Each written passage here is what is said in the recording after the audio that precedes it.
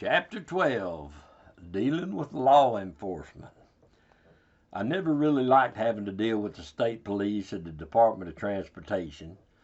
We were required to have a medical card stating that we were physically able to do our job, drive the truck. We had to get it renewed every 2 years, and if they ever stopped you, they would check your medical card, and for a time, we thought we had to keep a log book, so we did that for a while. But I didn't like dealing with them because they always seemed to find something to complain about, depending on their mood. They would even give you a nice ticket or a citation for some oversight in equipment or some perceived oversight somewhere. It's not that we were doing anything wrong or trying to hide anything. Interaction with law enforcement just seemed to be a roll of the dice sometimes, so the less dealing with them, the better. I was coming back from Scottsboro with a big yacht on a trailer one afternoon when I was stopped by the Alabama Public Safety Commission. I thought this was going to be a touchy situation because I had no clue why this guy had stopped me. I had the big red truck with the big red wrecker, but it had the hitch on the back. And he stopped me. He had this cool looking car, so of course I stopped. He turned out to be a super nice guy. He asked me about my boat and why I was towing it with a wrecker. I don't know, I guess that's why he stopped me. Once he understood it was a repossession, he was fine with the setup. In fact, he was nearing retirement and was interested in what they did with the repoed boats. We climbed on board the boat and took a tour. I promised to contact him when and if I found out what they were going to do with the yacht. I had some unclaimed fishing equipment from a nice bass boat that I'd repossessed several months earlier, and it was well past the time for the debtor to collect his property. We kept personal property for 3 months and then donated it to charity. We could really do whatever we wanted to do with it, although there's this thing called conversion, which is some sort of a law that you better look into now that you know about it. But that officer, Mr. Rawls, was the fisherman, and he said he'd be glad to take any fishing equipment off my hands if I wanted to get rid of it. So the next time I was at the storage lot, I loaded up my truck with poles, tackle, and I took them and left them for Mr. Rawls at a mutual friend's business. And again, it never hurts to be nice to the guys with the ticket book. It never hurts to be nice, period. I was glad to get rid of some of the property in my storage building, and he was glad to get it. I had picked up a car outside of Cullman one day, and the wheels were turned and locked. It was a rear-wheel drive, and I was towing it from the back. Since the steering wheels were turned fairly sharp, the car's not going to follow directly behind the repo truck. If you pick it up and you got it too far to one side, the towed car is going to be in the opposite lane. Or if you pick it up, if it's the other way, it's going to be too far off the side of the road. So I didn't like to use the dollies, and so it was only a few miles from Cullman to Faulkville to where my storage lot was, so maybe 10 or 11 miles. So I thought I'm gonna split the difference with the wheels turned, and I'm gonna get it right in the middle where it's just a little bit to the side over here and a little bit to the middle over here, and I'll make it back to the storage lot in one piece. I've done it many times, and I figured I could get by with it on that short trip, since I was just going to Faulkville. Well, I'm sitting at the red light on Highway 157 and Highway 31 when a pickup truck pulls up beside me. He rolls down his window and he hollers, and he told me that he'd just heard on the police scanner that somebody had called the police on a wrecker driver in a red wrecker who's towing a car that's weaving all over the road. Well, it wasn't weaving all over the road, but the report had been made and I needed to act. He told me that somebody responded and they were on their way and they were going to stop me. So I was going to go up to 65 and go that way, but I thought, I'll know what I'll do. I'll just turn here and go up Highway 31. Not going up Interstate 65 to Faulkville anymore. I'm going to fool them all. I'm going to turn and go up Highway 31. You got to get up pretty early in the morning to pull one over on this old repo, man. So I turned north and headed north, and after about 5 miles, I met a state trooper driving south. evidently he was one of them early risers who got up early because he got one up over on the repo man. And so I tried the old, when he's coming by, and I'm tried the old, look away and don't think about him, and he won't think about you. But that didn't work. He turned around and lit me up and stopped. Now, he's a super nice guy. And whoever called to report the wrecker with the vehicle going all over the road, they had no idea what they were talking about because the steering wheel was locked. It's not going all over the road. And so anyway, I pointed out to the guy that the wheels were locked, the seatbelt's tied to make sure that the steering wheel didn't come loose, and told him I was just going down to the foot of the mountain down there to Faulkville, and he just let me go, not even with a written warning. He just basically said, be careful. Once I had a voluntary repo out in the country near Moulton, Alabama. It was an old four-wheel drive Chrysler Chevrolet Blazer. And I went to the given address and located the vehicle. The keys were in it, so I pulled it out and hooked it up to tow back to my lot in Faulkville. Again, it wasn't that far from Moulton to Faulkville, so I thought, well, I'm just going to crank this thing up and leave it running because it's four-wheel drive, and you want to keep the fluids running and flowing. You can't just tow it because it'll overheat and catch on fire. Keep that in mind. That's a key thought there.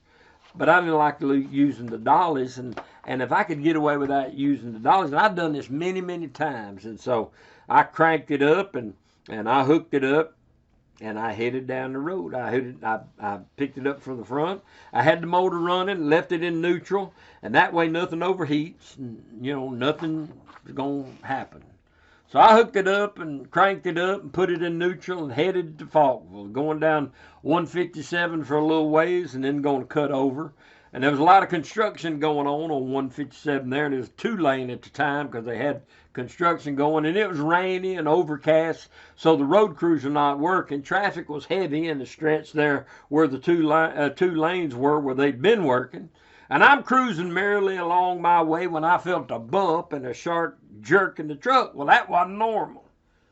It seemed to me like something might be amiss, and so my truck was equipped with a camera that looks behind the wrecker. You use that when you back up, and you could look at your rear view mirror, and that was the screen, and you could, when you put it in reverse, it came on, but you could also flip a switch and it would come on without being in reverse. So I felt that bump, and so I flipped that switch on and looked in the rear view mirror, and that car was on fire.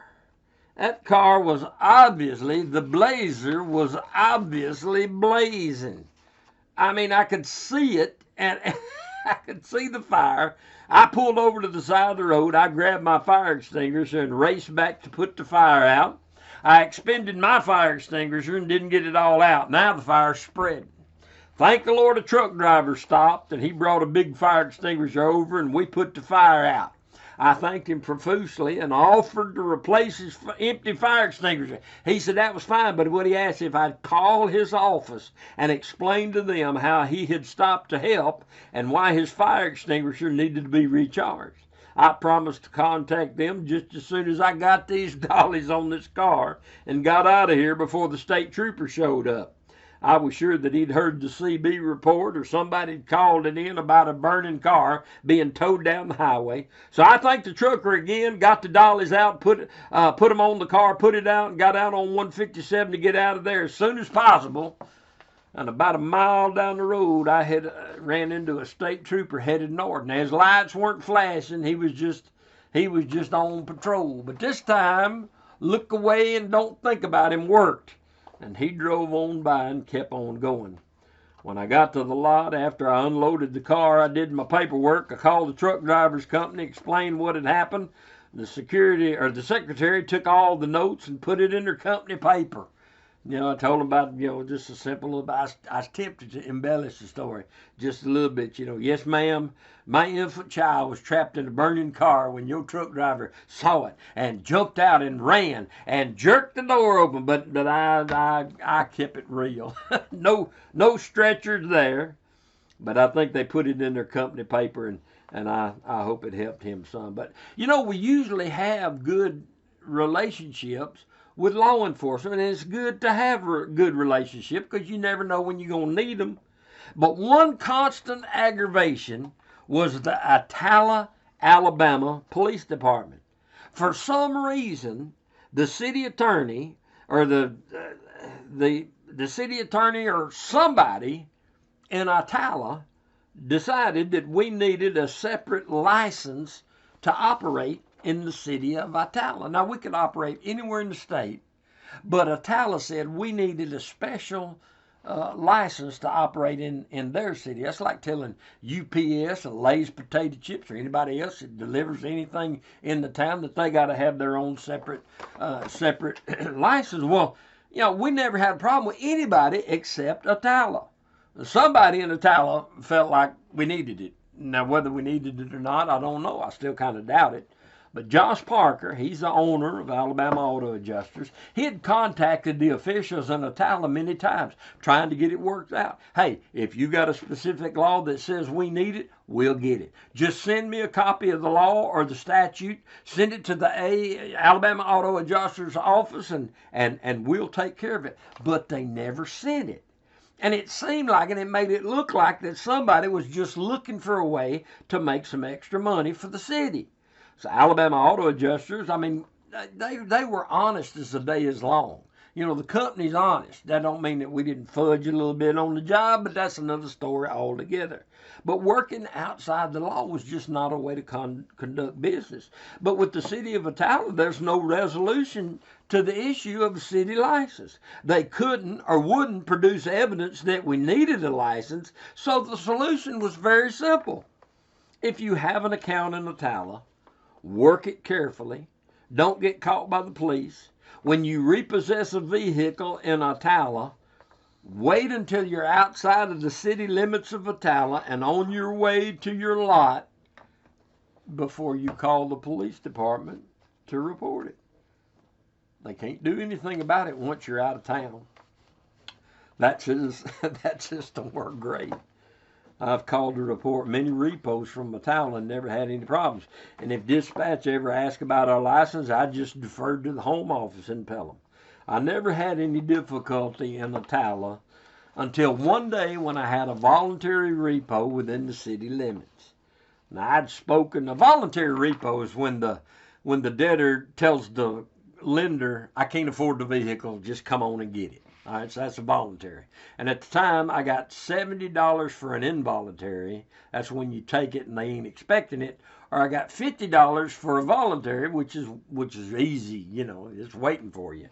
So anyway, I had spoken to the debtor on the phone, and she was supposed to meet me at her apartment to surrender the vehicle. She had already spoken to the finance company, and she was willingly turning the vehicle into the lender. She was just delayed in getting back to her apartment, and it was in Atala. And so, I just pulled in there and I was waiting for her. I'd been on the phone with her, and I just sitting there waiting for her. Well, here comes an Atala policeman.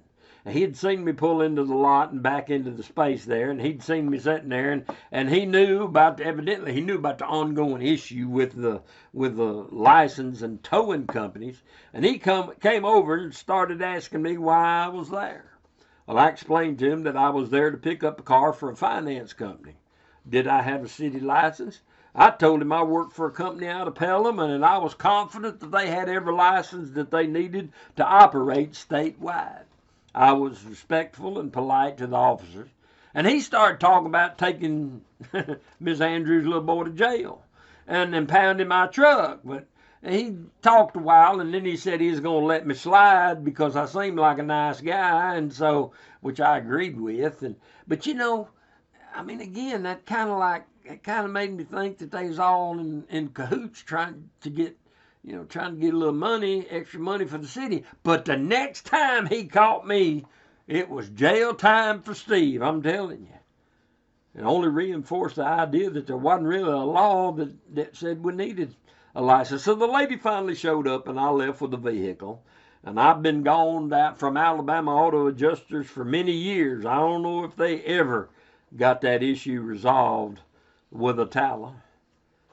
Military bases are unique in asset recovery. You're not allowed to repossess vehicles on military installations. Hooking and booking is a no-no on a military base. Nowadays, you can't even get on a base without clearance and a good reason.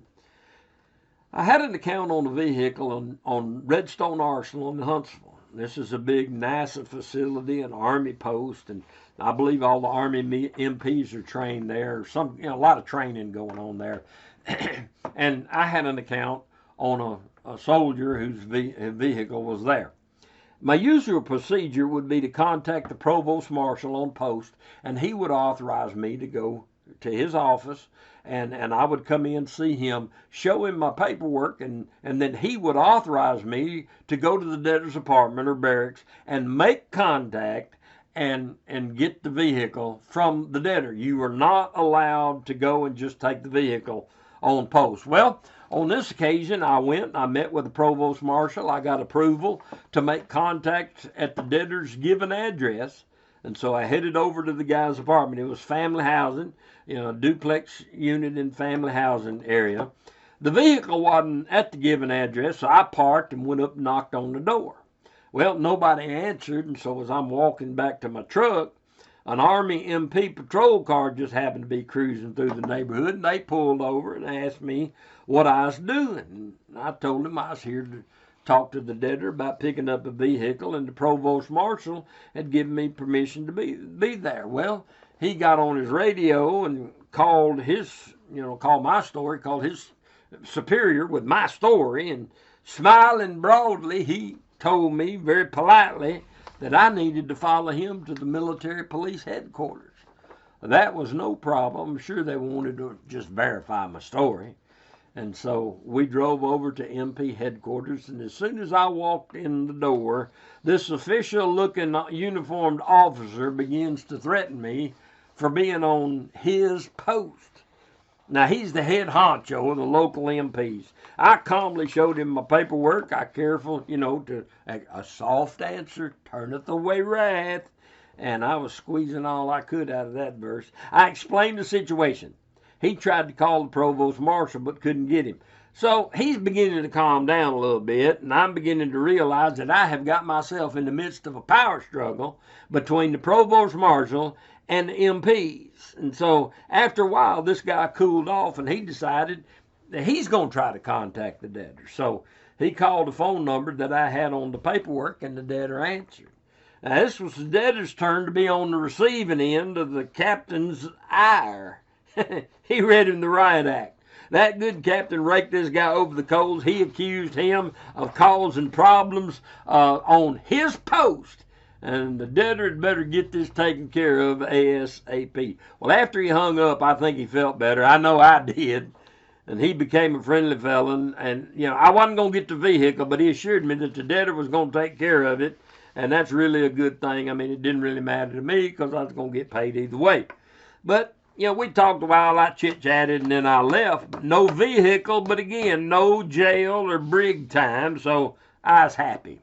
And look, if you're respectful and polite, you're usually not going to have any serious problems with law enforcement or anybody else for that matter if you just try your best to be nice. Nice. Be real nice.